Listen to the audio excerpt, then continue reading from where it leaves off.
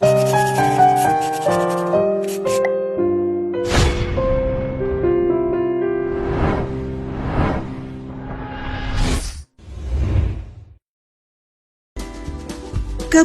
Garut berawal dari pembubaran Kabupaten Limbangan tahun 1811 oleh Gubernur Jenderal Hindia Belanda William Daendels dengan alasan merosotnya produksi kopi.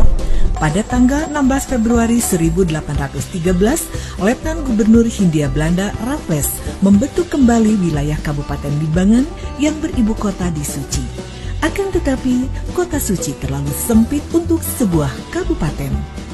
Berkaitan dengan hal tersebut, Bupati Limbangan kala itu, RAA Adi Wijaya, membentuk panitia untuk mencari tempat yang cocok untuk ibu kota kabupaten. Awalnya, panitia menemukan Cimurah kurang lebih 3 km sebelah timur Suci. Akan tetapi, saat itu air bersih sulit ditemukan. Kemudian, panitia terus mencari ke arah barat Suci dan kurang lebih 5 km ditemukanlah sebuah tempat yang tanahnya subur, memiliki mata air yang mengalir ke Sungai Cimanuk, serta pemandangan alam yang sangat indah dikelilingi gunung-gunung. Saat ditemukan mata air berupa telaga kecil yang tertutup semak belukar berduri, salah seorang panitia berkebangsaan Eropa, tangannya kakarut. Dalam hal ini tergores sampai berdarah dan mengatakan Gagarut. Sejak itu, tanaman tersebut disebut Ki Garut dan Telaga Cigarut, yang tempatnya sekarang digunakan bangunan SMP Negeri 1 dan SMP Negeri 2 Garut. Selanjutnya, ide pemberian nama Garut direstui RAA Adi Wijaya untuk mengganti nama Kabupaten Limbangan.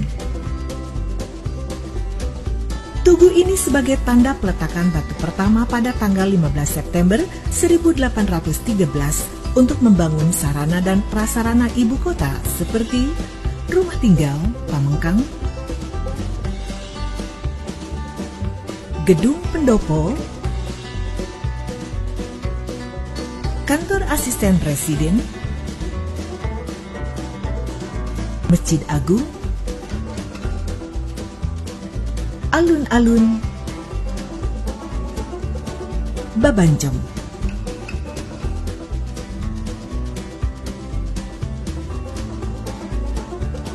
Di Babanjong ini, Presiden Soekarno pernah berpidato di tengah masyarakat Garut pada tanggal 8 Desember 1960. Pada waktu yang bersamaan, Presiden Soekarno menyerahkan plakat penghargaan kepada Kabupaten Garut yang dinobatkan sebagai kota terbersih se-Indonesia dengan sebutan Kota Intan.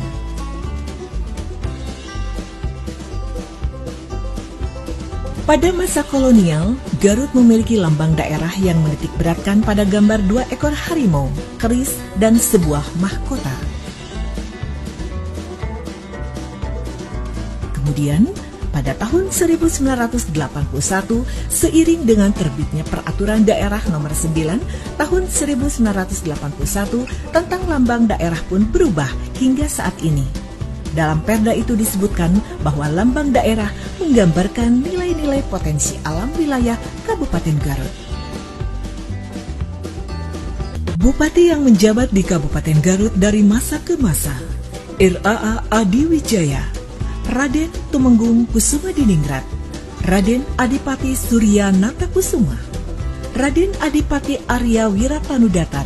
Beliau adalah Bupati keempat Limbangan sekaligus Bupati pertama Kabupaten Garut berdasarkan Surat Gubernur Jenderal Hindia Belanda nomor 60 tanggal 7 Mei 1913, nama Kabupaten Limbangan menjadi Kabupaten Garut.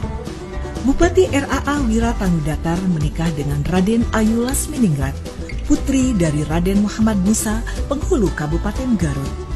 Raden Ayu Lasminingrat adalah satu-satunya perempuan yang pada saat itu mahir berbahasa Belanda.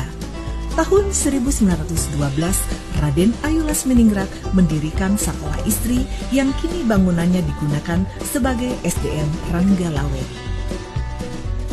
RAA Surya Kartalegawa, RAA Muhammad Musa Surya Kartalegawa, Raden Tumenggung Endung Surya Putra, Raden Kalih Wiratmaja, Raden Tumenggung Agus Padmanegara, Raden Tumenggung Kartahudaya, Raden Muhammad Sabri Kartasomantri, Raden Muhammad Noh Kartanegara, Raden Gahara Wijaya Surya, Letnan Kolonel Akil Ahyar Mansur, Raden M. Bob Yakob Ishak, Dr. Anas R. Muhammad Syamsuddin, Insinyur Hasan Wirahadi Kusuma, Letnan Kolonel Iman Sulaiman, Letnan Kolonel Kavaleri Taufik Hidayat, Haji Momon Ganda Sasmita Sarjana Hukum, Dr. Anas Haji Toharudin Gani, Dr. Anas Haji Dede Satibi,